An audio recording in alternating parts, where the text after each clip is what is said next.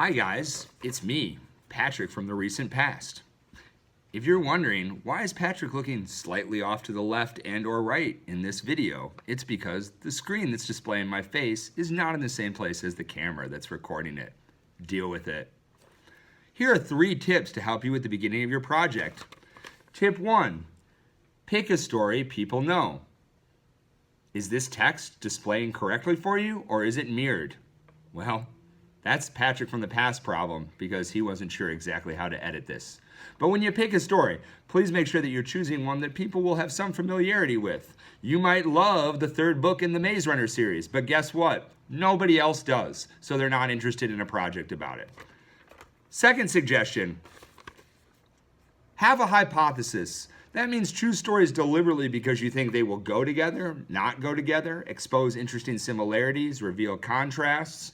For instance, the fairy godmother from Shrek 2 would be an interesting choice of character. She becomes even more interesting if you choose the fairy godmother from Cinderella as a potential contrasting story shape. Tip number 3, review your story. Or reread it, depending on whether it's a film or a book. Do not assume that you remember every detail of every plot arc in the story you are recounting. Hansel and Gretel seems simple enough to us on the surface, but there are some significant deviations in Hansel and Gretel's respective plot lines at the end of that story. Also consider that while characters are off the page or off the screen, they still have arcs. The Big Bad Wolf is doing something between when he sees Little Red Riding Hood in the woods and when she finds him later dressed in her grandmother's clothing. Please, review your story and make sure you're looking for new discoveries, things you might have missed the first time around.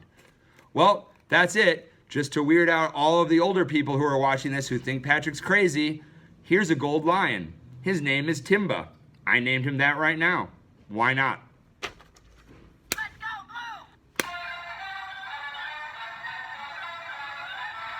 blue!